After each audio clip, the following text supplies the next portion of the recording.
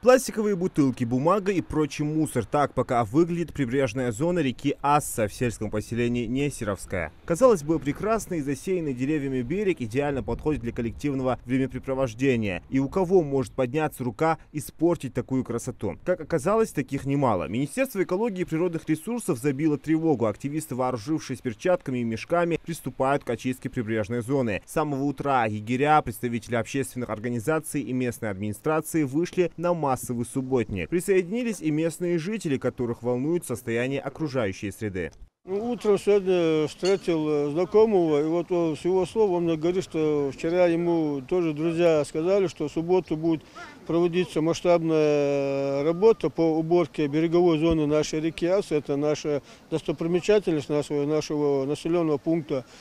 Ну и думаю, почему мне не принять участие? Всевышний Аллах говорит, что чистота – это залог всего самого лучшего, залог успеха в любом направлении. И поэтому решил принять участие.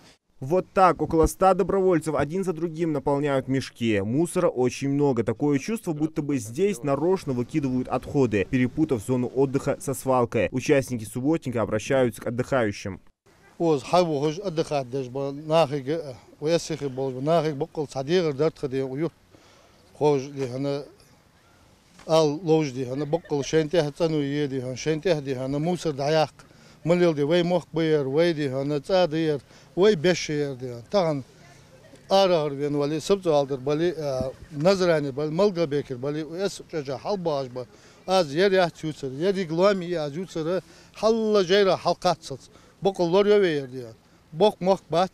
Каждый день они мог делать, я цеюалыш, я хидолыш, я цацпрещести школу сделать. Бокол цанхалыш хоздык, хая хабуажба, туристы, цанхалыш делала дихана, вай мехбажба нах, цануе, цанбажба дихан, шейдихана, ишт бокыш андихан, ишт хамдыхцан, элчедик муди. Субботник проводит в рамках всероссийской акции «Вода России». Принял участие в сборе мусора и министр природных ресурсов и экологии Саварбек Халухоев. Традиционно мы здесь всегда собираемся, периодически. Почему? Потому что здесь очень большое скопление жителей, отдыхающих, поэтому и мусора, в принципе, бывает очень много. Вот касательно мусора, не знаю, с чем это связано, вроде ящики стоят, урны стоят. Почему люди за собой не собирают мусор, я не могу понять на самом деле. Поэтому чтобы был хоть какой-то порядок, мы собираемся периодически. Глава сельского поселения Аслан Чекиев тоже не остался в стороне. Впрочем, для сотрудников местной администрации борьба с мусором в прибрежной зоне никогда не заканчивается. Для решения проблемы еще в 2022 году здесь расставили мусорные контейнеры, которые еженедельно вывозятся. Площадки поставили, в принципе, процентов, так сказать, на 60-70% мусора, где попало, сейчас не бросают.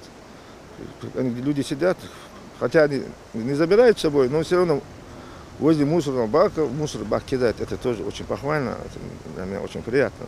Почему? Потому что это природа, это самое красивое место, я так считаю.